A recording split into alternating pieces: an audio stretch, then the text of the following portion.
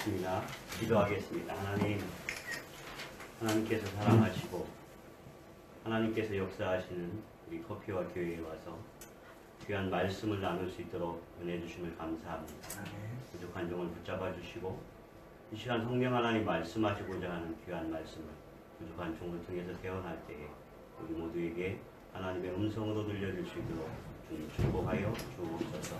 이 시간에 시종을 주님께서 붙잡으시옵소서. 예수 그리스도의 이름으로 기도하옵나이다. 아멘. 네, 반갑습니다. 저는 배창범 목사를 제 성씨가 반씨라 제가 이제 하는 사역도 베트남의 기독교 대한선교회에 선교사로서 사역을 하면서 한인 디아스포라 교회를 담임을 했습니다. 그래서 그 교회에 사역을 하면서 저에게 늘 정체성이 그런 혼란이 있었는데 어떤 거냐면 어떤 분은 저에게 반 나오면 선교사님이라고 하고 또 어떤 분들은 교회에서도 목사님이라고 해요. 그래서 제가 목사로서의 말씀을 전하고 성도를 양육하는 사역이 제 전적인 사역인지 아니면 베트남 땅에 또 세계 만방에 복음을 전하는 그 선교사로서의 사역이 저에게 전적인 사역인지 제 스스로 정체성이 반반이어서 내가 반목사 선교사니까 하는 그런 생각도 가졌어요. 오늘 커피와 교회 오면서 사실은 우리 안민호 목사님 제가 오래전부터 또 후배 목사님이지만 존경하고 또 오케이 사역을 잘 감당하고 또 제가 호치민에 4년 전에 교회를 개척할 때 목사님이 직접 오셔서 우리가 이제 카페 사역을 시작하면서 교회를 시작했는데 그 카페를 세팅을 해주시고 또 단기 선교팀을 그때 파송해 주셔서 오셔서 함께 기도해 주시고 그런 귀한 동역을 나눴고 우리 목사님 잘 섬기시고 또 우리 커피와 교회가 그렇게 부흥하는 걸로 알고 있을 때 참 감사한 마음이 있습니다. 근데 사실 저는 이제 우리 교회는 카페 교회에서 사실 그동안 중점인 사역을 이제 저는 교육사역 우리 아내와 함께 유치원 사역을 힘을 많이 쓰기 원해서 그동안 유치원을 세웠고 유치원이 잘 성장했고 또 교회 사역에 중점을 하다 보니까 저는 이제 기존의 교회 틀로 많이 가다 보니까 사실 오늘 이렇게 제가 마이크가 없이 이렇게 설교를 하려니까 제가 좀 오늘 걱정을 많이 했습니다. 왜냐면 한국에 오니까 영하 8도였다, 영하 10도였다, 뭐 계속 이번 주에 영하 6, 7도 그렇더라고요. 제가 살고 있는 호치민에는 그 날씨가 두 개가 있어요. 우기와 건기가 있습니다. 근데 우리 한인분들은 뭐라고 하냐면 호치민에는 두 가지 날씨가 있습니다. 하나는 더운 날씨와 아주 더운 날씨가 있다. 이렇게 이야기를 해요. 그래서 호치민은 저녁에도 밤 25도 이하로 떨어지지 잘 않습니다. 한국에서 25도 이하면 25도 이상이면 열대야라고 하잖아요. 1년 내내 거의 에어컨을 그렇게 끼고 산 그러한 곳입니다. 그래서 제가 원래는 얼굴이 하였었는데 약간 거기서 많이 그을려서 이렇게 생긴 겁니다. 웃자가 하는 거고요. 원래 갈 때부터 그랬습니다.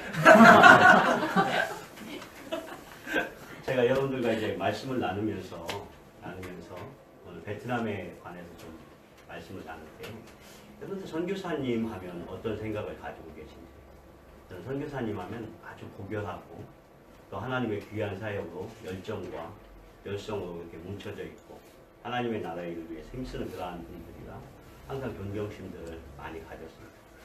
근데 제가 최근에 한국의 TV 프로그램을 거기에서는 TV 직접 보지 못하기 때문에 컴퓨터 다운을 받아서 보는데 제가 외부자라는 프로그램 그 프로그램을 가끔은 봐요.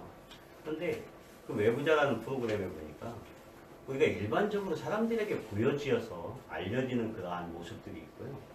또 실제적으로는 그 속 안에 들어가 보니까 좀 더 다른 모습으로 더 내부의 세세한 것들을 아는 그러한 모습들이 있더라고요. 그래서 저는 오늘 여러분들에게 베트남에 관해서 잠깐 말씀도 나누고요. 또 하나님의 오늘 주일의 예배이기 때문에 말씀을 나누길 원할 때 오늘 하나님께서 이 마지막 때에 하나님의 교회들을 세우시고 우리들을 어떻게 사용하실까?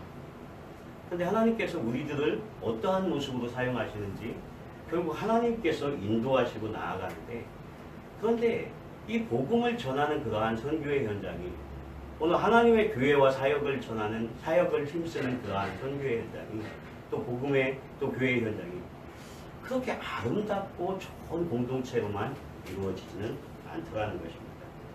저는 이제 베트남에 파송되어서 이제 5년이 되었습니다. 그래서 디아스포라 교회를 개척하고 베트남의 교회를 이제 미프교회라고 해서 저희 교회와 협력해서 교회를 개척했습니다. 베트남에서 교회를 개척한다는 것은 의미가 있어요. 왜냐하면 베트남은 사회주의 국가입니다.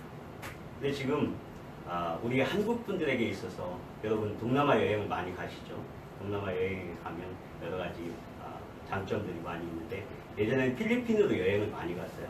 근데 요즘 뜨고 있는 여행지가 어디냐면 이제 베트남의 다낭과 같은 하노이 그리고 호치민에 많이 옵니다.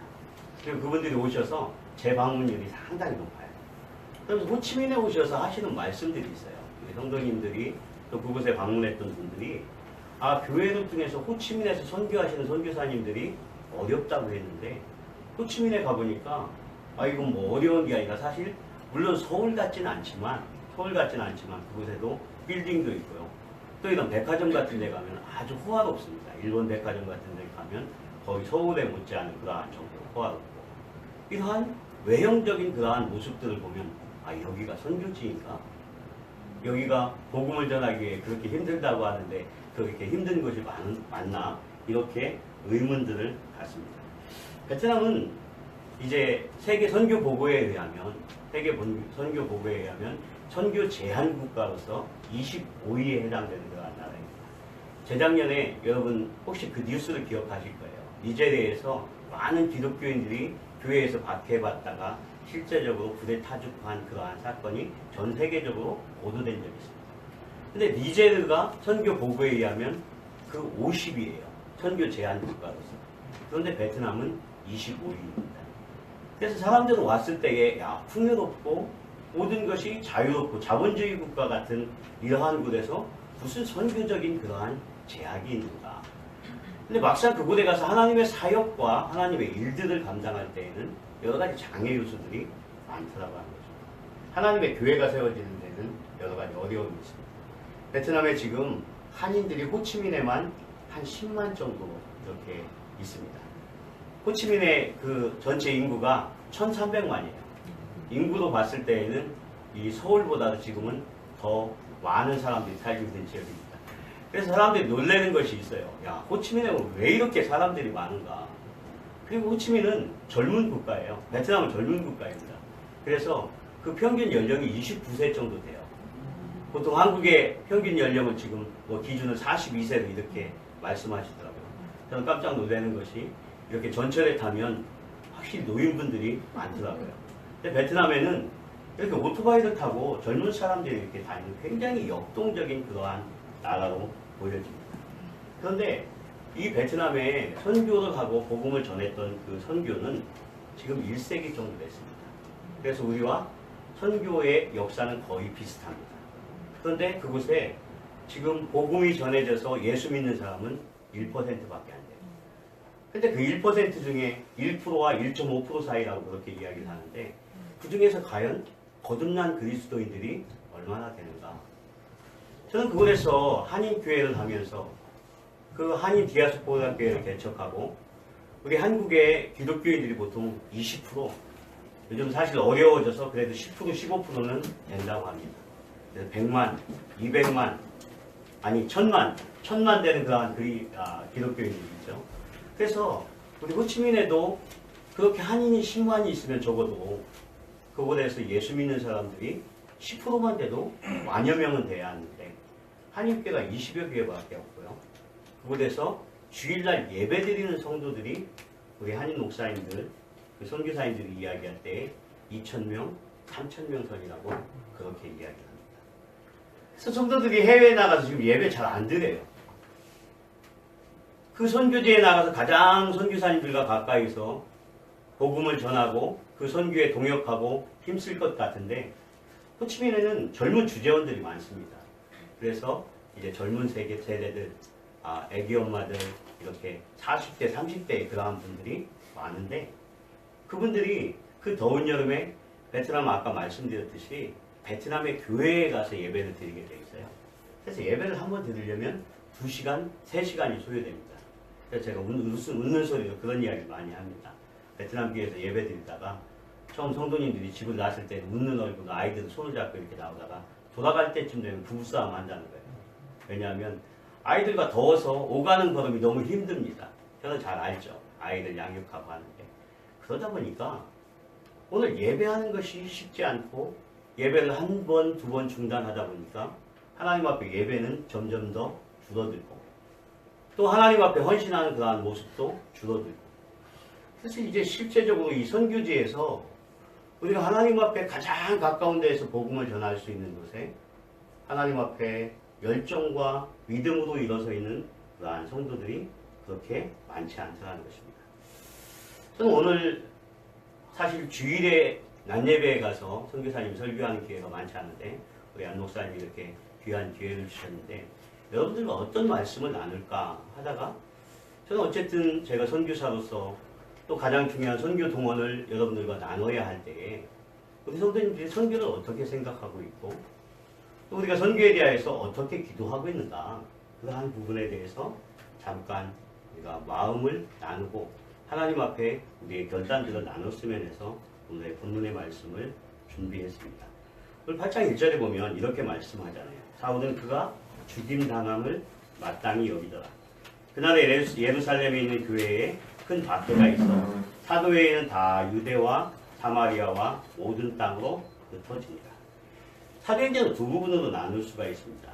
유대인의 사도라고 하는 베드로의 사역이 1장에서부터 12장까지이고 또 이방인의 사도인 바울의 사역이 13장에부터 28장으로 구분이 됩니다. 근데 이 앞부분을 더 자세히 구분하면요. 1장에서부터 7장까지와 8장에서부터 12장까지로 나누게 됩니다. 근데 이 8장이 시작되는 이곳에 오늘 초대교회가 시작되는 그 박해의 시기. 그래서 이 흩어지는 디아스포라의 시대가 이 8장에서부터 본격적으로 시작된다는 것입니다. 우리 해외에 있는 한인교회, 위주에 있는 교회들은 뭐 교포교회, 위주교회 이렇게 이야기를 하지만 우리 베트남에 있는 그러한 한인교회들은 우리 목사님들은 주로 디아스포라 교회 그렇게 이야기합니다. 그것은 흩어져 있는 그러한 성도들이 모여서 예배하는 그러한 교회. 또 그리고 흩어져서 복음을 전하고 가장 선교의 일선에서 하나님의 일들을 감당하는 그러한 교회. 그리고 이 디아스포라라고 하는 그러한 의미 속에는 그것이 긍정적이고 영화롭고 좋아지고 하는 그러한 의미보다는 이곳에 박해가 있어요. 그래서 오늘 이 사도행전 8장의 말씀에 보면 이 박해를 통해서 흩어져 있는 그러한 성도들의 이야기를 말씀하고 있다. 그런데 그 흩어짐 속에 하나님의 섭리가 있습니다. 오늘 우리가 하나님의 거룩한 사역을 위해서 선교사님들이 파송될 때 여러분의 교회도 이제 앞으로 선교사님을 파송하게 될 텐데 그렇게 선교사님이 파송할 때에 많은 분들이 모여서 영광스럽게 축하를 하면서 그 선교사님에게 안수하고 그러한 행사들을 갖습니다. 그래서 그렇게 영화롭게 그 선교지로 많은 분들의 박수를 받고 기도의 후원을 받고 선교지에 파송돼 나갑니다. 저는 그래서 선교사님들이 그곳에서 사역할 때에 그러한 후방에 있는 교회들의 열정과 기도를 통해서 하나님이 주신 그러한 사명으로 뭉쳐서 힘차게 사역을 감당하는 줄 알고 있었어요. 그런데 그 안에 들어가 보니까 꼭 그렇지 않더라는 거예요. 오늘 이 선교지에 나가 있는 그러한 선교사님들을 보니까 그분들 가운데에는 많은 분들이 오늘 많은 교회로부터 후원이 일어나서 오늘 그 속에서 파송되어지는 것이 아니라 오늘 그 선교지에서 여러 가지의 그러한 영적인 싸움과 어려움과 고통 속에서 그들이 마음을 부여잡고 하나님의 그러한 선교들을 감당하더라는 것입니다. 사랑하는 여러분, 우리가 하나님의 일들을 감당할 때 오늘 우리 안에 마음의 기쁨과 은혜와 풍성함이 있을 때에 우리가 주의 복음을 전하는 것이 쉽습니까? 나누는 것이 쉽습니까? 아니면 우리의 마음이 지금 너무너무 힘들어요. 재정적으로도 힘들고 영적으로도 힘듭니다. 그러나 갈등과 고통 속에 있을 때에 지금 내 문제도 하나님 앞에 해결되지 않아서 하나님 울며 나아가며 그렇게 기도하는 성도들이 과연 하나님의 사역과 하나님의 사명을 감당할 수 있겠습니까? 우리는 누구나 대답할 때에 오늘 우리가 은혜의 풍성함과 믿음의 풍성함이 있을 때에 주의 복음도 전하고 예수 믿으니까 너무 기쁩니다. 내 마음에 풍성함이 있습니다. 나누고 싶습니다. 하면서 그렇게 복음을 전하게 되잖아요. 그런데 오늘 선교제 현장을 보니까 오늘 우리가 후방에서 기도하고 그렇게 말씀을 전하기를 원하여서 그렇게 마음을 합하는 그러한 성도들이 있는 반면에 실제적으로 선교제의 그러한 선교사님들의 현장은 너무나 열악하다라는 것입니다. 그래서 저는 오늘 이 사도행전의 8장의 말씀을 보니까 예루살렘에 큰 박해가 있고 저들이 사도회에는 다 유대와 사마리아와 모든 땅으로 흩어지면서 주의 복음을 전하기 시작했다고 하는 것입니다. 사도행전의 연대기를 살펴보면요. 이 사도행전의 박해가 시작된 이 시기를 성경학자들은 AD 33년경으로 봅니다. 예수님의 탄생이 우리가 서기 1년으로 알고 있는데 우리가 정확하게는 AD 4년경이라고 하죠. 그래서 이제 예수님이 십자가에 죽으신 것이 AD 30년 뒤, 오늘 이 박해가 시작된 것이 AD 33년경이에요. 무엇을 말씀드리냐면 초대교회의 그 엄청난 부흥의 역사, 베드로가 복음을 전하자 하루에 3,000명, 5,000명 회개하면서 하나님이 주시는 폭발적인 부흥의 역사가 있었는데 불과 2, 3년이 되지 않아서 이 교회에 엄청난 박해들이 일어나게 됩니다. 그래서 이 박해들이 일어날 때에 저들이 각처로 흩어지게 되고 각처에 흩어져서 주의 복음을 전하게 될 때에 그들의 지금 선교사로서 복음을 전하는 그들의 성도들과 그들의 마음과 믿음의 자세가 어떠했겠는가? 저는 지금 한국 교회에서 각처에 보내는 선교사님들을 훈련하고 그들을 재정적으로 후원하고 그들을 기도해서 하나님의 그러한 복음의 사역을 잘 감당할 수 있도록 각처로 보내는 것을 잘 알고 있습니다. 그런데 실제적으로 우리가 그 선교의 현장에 깊이 들어가 보니까 실제적으로 저도 가까이서 보니까 많은 선교사님들이 오늘 복음의 사역과도 싸우지만 실제적으로는 이 재정의 문제를 해결하지 못해서 그것 때문에 고민하고 고통하면서 그렇게 싸우고 있고 실제적으로는 그들이 흩어진 그러한 사역을 감당하면서 오늘 하나님이 주시는 그러한 풍성함과 은혜로 무장하지 못한 채 오늘 그 사역들을 감당하고 있더라고 하는 것입니다. 저는 이 말씀을 나누면서 저와 여러분들이 우리가 분명하게 기억해야 할 것은 오늘 사도행전은 오늘 성령 하나님이 이 말씀을 기록한 저자인 줄 믿습니다. 오늘 하나님의 그러한 사람들을 통해서 이 말씀을 기록하였지만 오늘 우리가 기억해야 할 것은 오늘 하나님의 교회와 선교의 현장과 이 모든 것이 누가 주인이십니까? 누가 주도해 나가시는 것입니까? 그것은 하나님께서 하시는 것임을 믿습니다. 성령 하나님께서 주관해 나가는 것입니다. 그런데 예루살렘에 큰 박해가 있고 오늘 3절의 말씀에 보면 사울이 교회를 잔멸할 때 각 집에 들어가 남녀를 끌어다가 옥에 넘겼습니다. 그래서 여기서 잔멸하다고 하는 이 뜻, 이 노마이는 이 표범이나 사자나 곰이 고기를 갈기갈기 찢을 때에 그렇게 사용하는 표현이 이 표현이라고 하는 것입니다. 그래서 오늘 초대교회가 흩어져서 복음을 전할 때의 그들의 상황과 여건들은 결코 좋은 것이 아니었습니다. 그럼에도 불구하고 그들은 각기로 흩어져서 오늘 그 박해가 시작되는 그러한 현장에서 하나님의 복음을 전하기 시작했다고 하는 것입니다. 사랑하는 여러분, 저와 여러분들이 오늘 하나님께서 주신 그러한 귀한 믿음과 은혜를 통해서 오늘 우리가 이곳에서 신앙의 생활들을 잘 이어가고 있는데 사실 저는 한국에 오면서 늘 느끼는 거지만 이제 한국이 점점 더 발전해 가면서 모든 게 너무너무 편리한 채로 이렇게 되어져 가고 있어요. 근데 사실 저는 이 대한민국에 사는 것만 해도 복이라고 여겨집니다. 여러분 그렇게 느끼십니까? 그렇지 않은가 봐요. 제가 한국에 사시는데 너무너무 어려운 점들이 많습니다. 그런데 실제적으로는 모든 면들이 편리하고 너무너무 여기가 참 좋은 그러한 환경 가운데 있죠.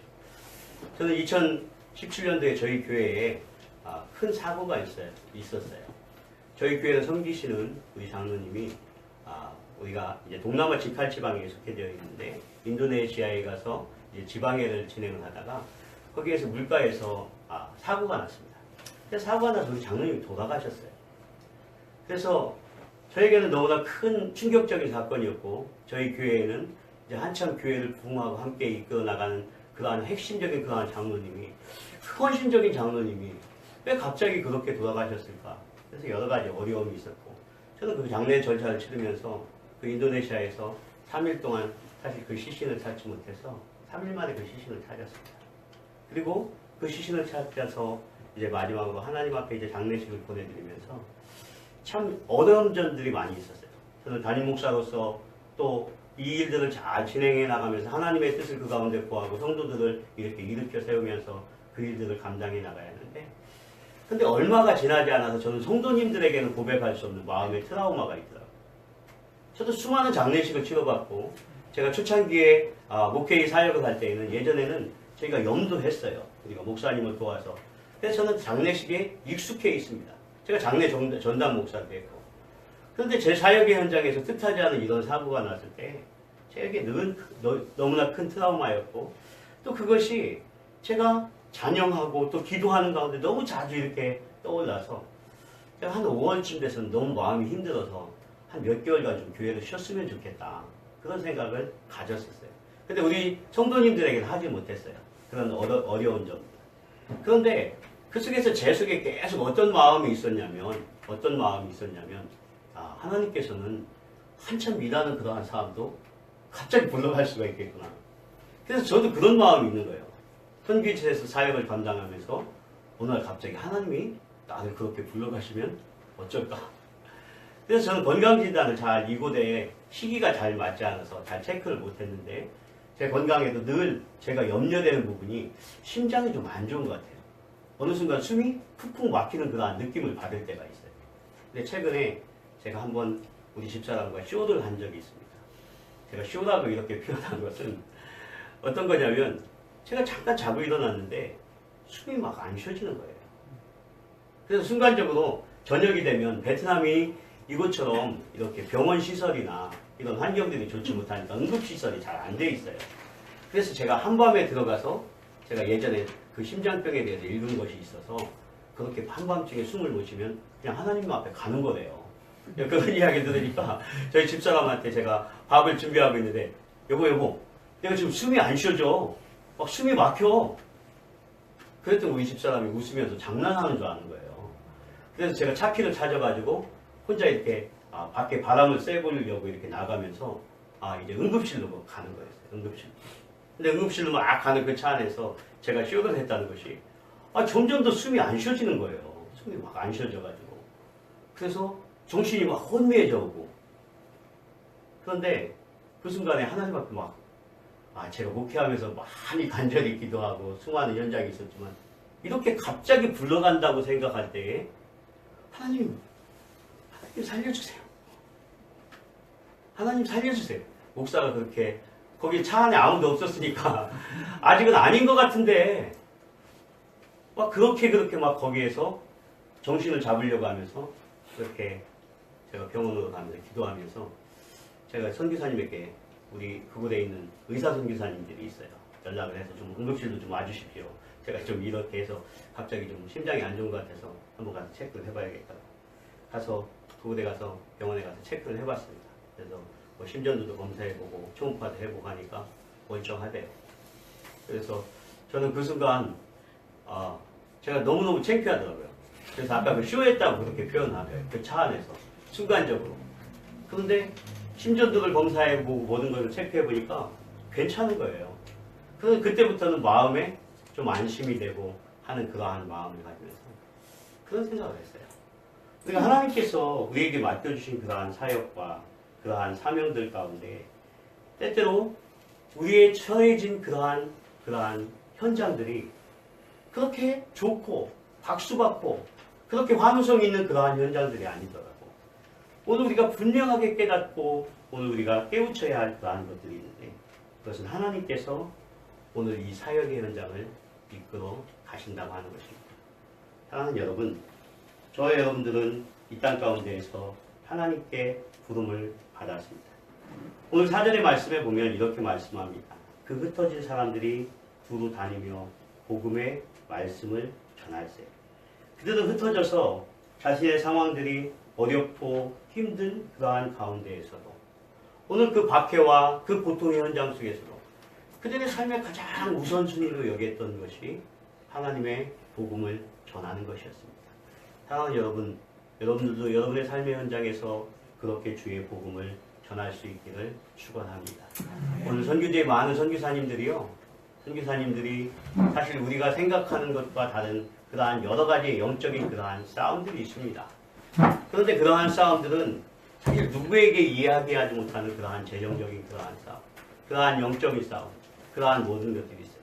과거의 한국교회는 이 선교에 대한 놀라운 열정들이 있어서 그 열정들을 통해서 하나님의 복음의 일들을 감당하는데 힘을 냈었습니다. 그런데 지금 오늘 이 한국교회의 이 선교의 열정들이 식어져 가고 있어요. 그런데 그 식어짐의 속에서 오늘 우리가 박해가 있습니다. 오늘 우리 청년 학생들에게는 우리가 직장을 잡는 그러한 어려움의 문제도 있고 오늘 한국 사회가 너무 힘들다고 이야기를 합니다. 그래서 지금 사실 베트남에는 새로운 요즘 현상들이 일어나고 있는데 한국의 기업들이 베트남으로 몰려오고 있습니다. 그래서 하노이에는 삼성전자가 있는데 하노이의 삼성전자에 스마트폰을 만들어요. 그리고 호치민에도 이제 삼성전자가 작년에 생겼습니다. 거기에서 이제 냉장고도 만들고요. 백색 가전제품 다 만들어요. 그래서 하노이에는 15만 명이나 되는 그런 베트남 사람들이 일하고 있고 그 호치민에는 4만 명이 넘게 직원으로 일하고 있어요.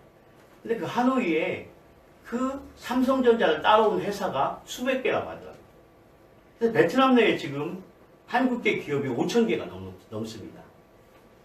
그래서 많은 분들이 지금 베트남으로 그렇게 오고 있어요.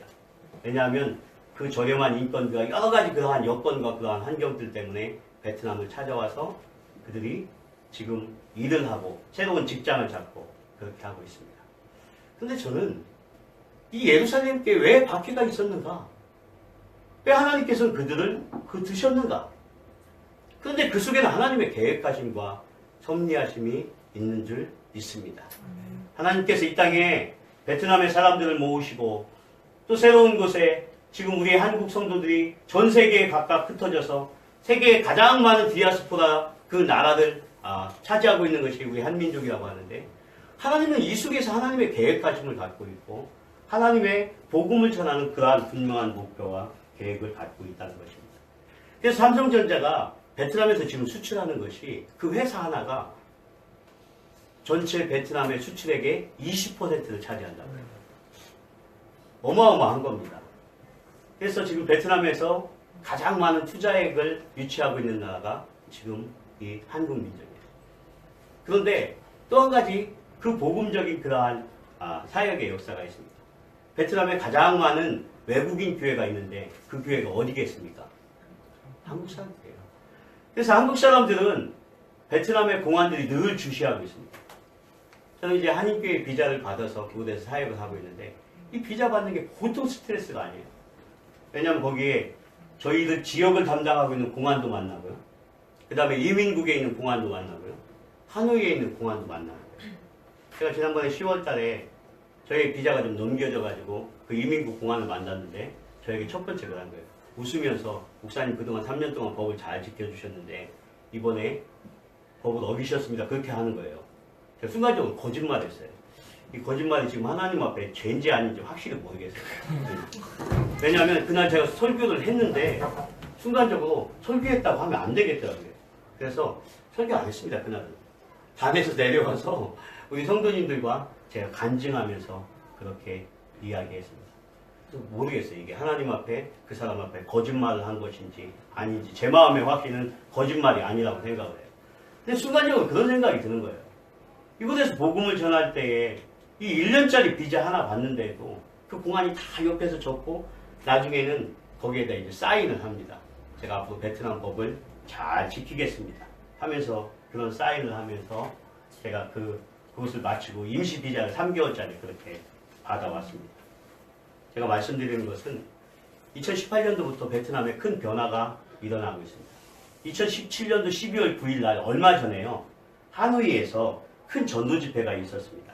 고능하 스타디움이라고 하는 하노이의 스타디움에서 미국의 빌리 그레함 전도 집회, 빌리 그레함 그 전도협회에서 1만 명이 모이는 대규모 전도 집회가 있었습니다.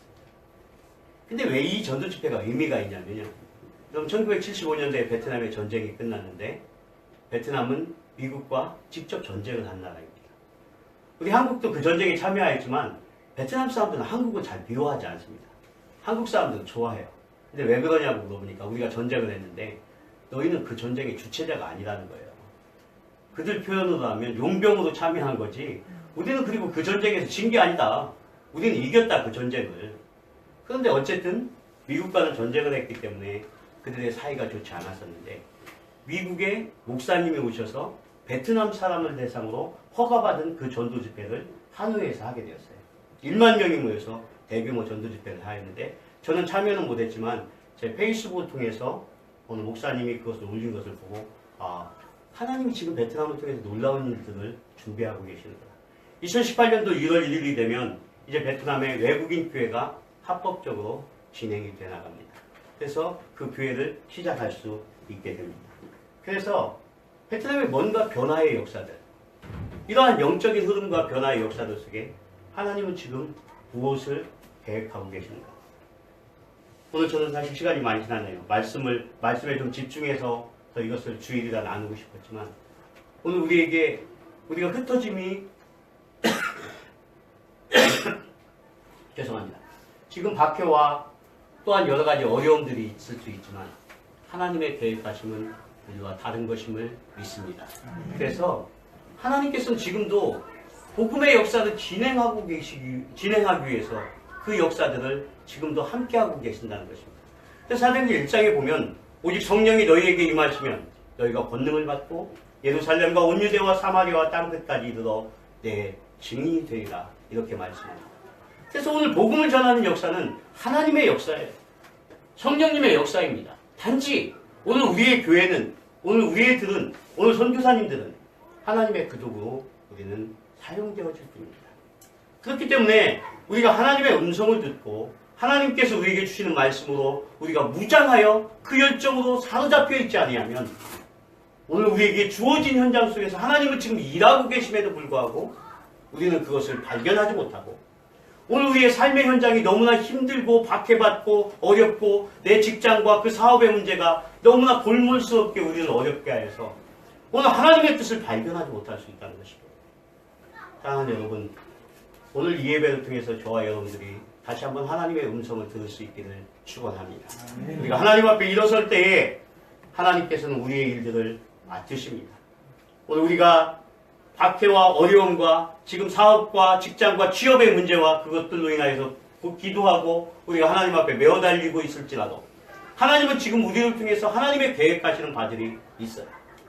그래서 우리의 사업장과 그 직장과 우리의 선교지를 통해서 하나님이 일하시면서 준비하시면서 그 역사를 이어나갈 줄 믿습니다.